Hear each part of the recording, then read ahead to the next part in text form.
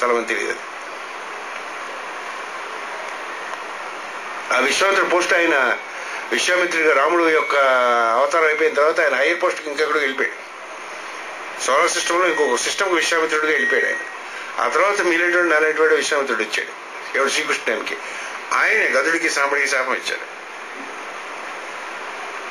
కణువుడు విశ్వామిత్రుడు వీళ్ళంతా వస్తారు ఆ టైంలో. ఇక సాముడు ఉండకుండా ఇలా రథవేషాలు వేస్తే సావండి ఇస్తాడు. కృష్ణుడు దాన్ని యాక్సెప్ట్ చేస్తాడు. ఏం చేద్దంటే గాంధారి శాపం అవ్వాలి కాబట్టి తను ఉంటుండగా వీళ్ళంతా వెళ్ళిపోతే బాగానే ఉంటుంది అనేసి హ్యాపీగా కృష్ణుడు యాక్సెప్ట్ చేస్తాడు. చేసిన చచ్చిపో కొడు చచ్చిపోయినా అంటే గొడవ వెళ్ళిపోతున్నట్టు.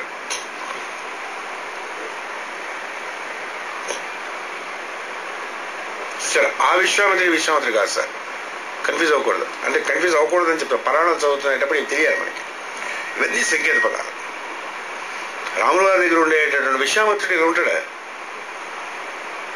ఉండడు కదా. అంచే జాగ్రత్తగా ఉండాలి. ఆ పోస్ట్లో వాడు ఏమండి పోస్టులు సర్దార్భాయ్ వల్లభ్ పటేల్ హోమ్ మినిస్టర్ చేశాడు. ఇంకెవరు శివరాజు పాటిల్ చేశాడు. మరి రెండు ఒకలా ఉండవు అన్నాడు. అదే పోస్ట్ వాడు ఉండొచ్చు వీడు ఉండొచ్చు, కానీ వాడి వేరు వీడి వేరు. ఈయనను ఇప్పుడు ఉండేటటువంటి ఆయన పేరు కృష్ణద్వైపాయుడు.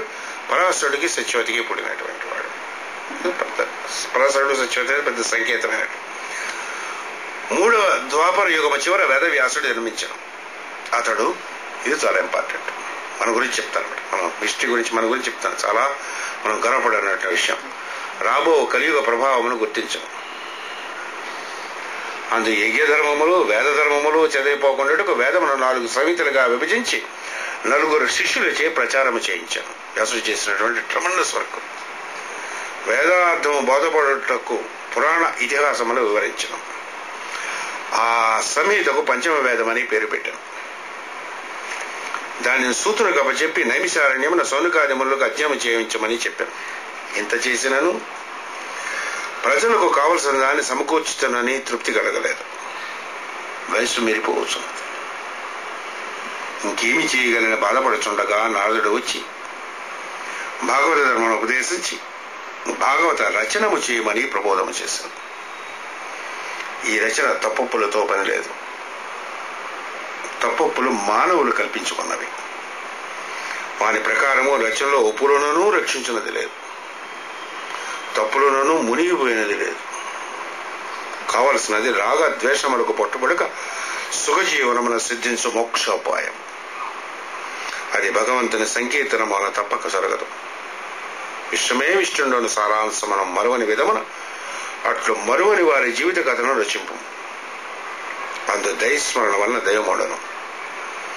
దయము ఉండుట ఉండకుండుట అను రెండునూ గలవు.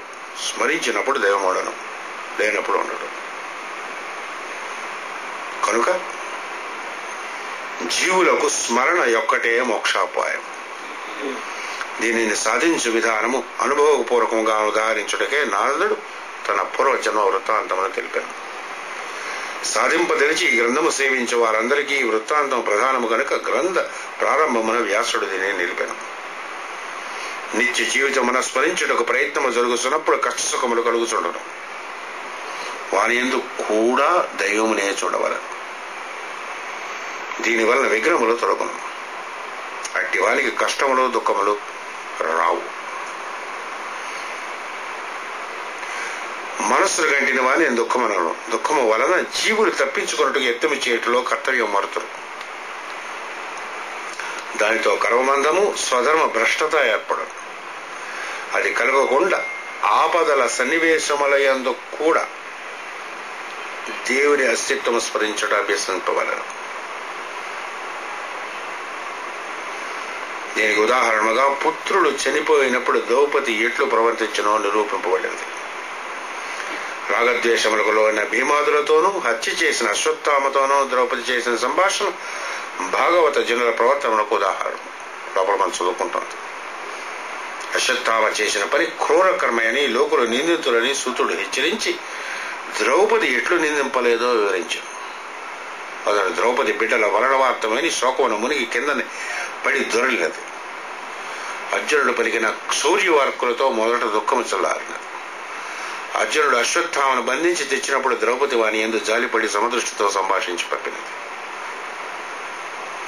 అటువైన కృష్ణుడు పరీక్షిత్తును రక్షించుట, కుంతీదేవి శ్రీకృష్ణుని స్తుతించుట ఉన్నది. జీవులకు ఆపదలు దైవము స్మరింపచేయుట వచ్చునని కుంతి సూచించినది. ఇటుపైన భారత యుద్ధమున తాను హింసకు కారకుడనైన ధర్మరాజు దుఃఖించును. తన వలన జరిగిన పనికి తాను కథలనుట అహంకారం.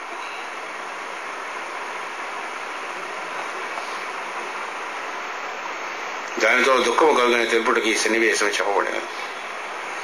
ధర్మజుని అహంకారము తొలగించుటకై భీష్ముడు ధర్మోపదేశం చేయను. సకల ధర్మమును తెలిసిన వెనక చిట్ట చివరకు ధర్మ సమన్వయ స్వరూపుడైన శ్రీకృష్ణుని స్తుతించి భీష్ముడు మనస్సును కృష్ణుని రూపొందించిన కన్నులతో అతన్నే చూచుతూ శ్వాస తన యందు లయము చేసుకుని తాను విశ్వాత్మతో కలిశాను.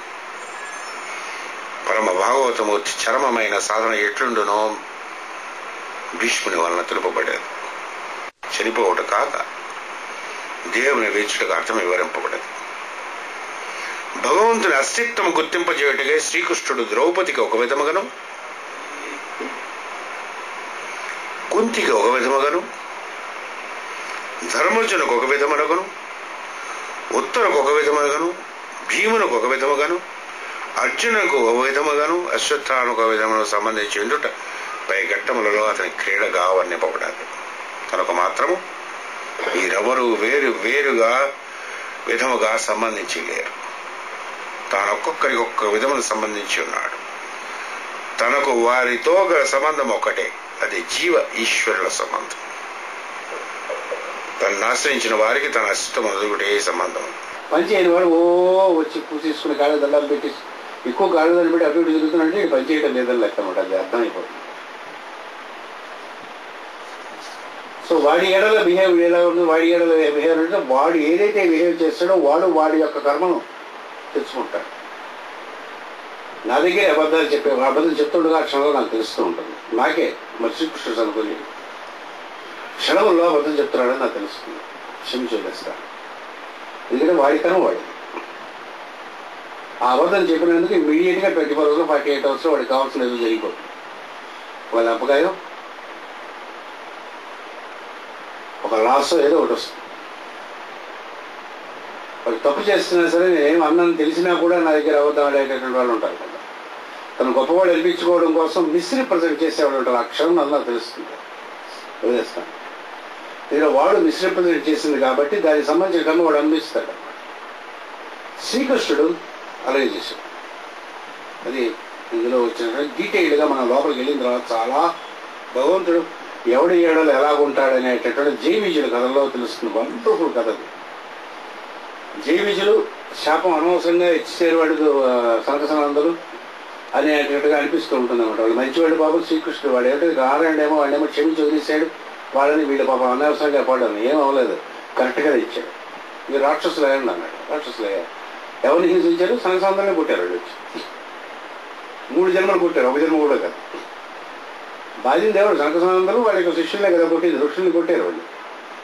ఏమని కనిపిస్తుంది? పాపం సంకసనందరులు జైవిజులకి శాపం ఇస్తే పాపం వీళ్ళు పాపం అనవసరంగా హిరణ్యకశిపుడు పుట్టారు అని అనుకుంటారు.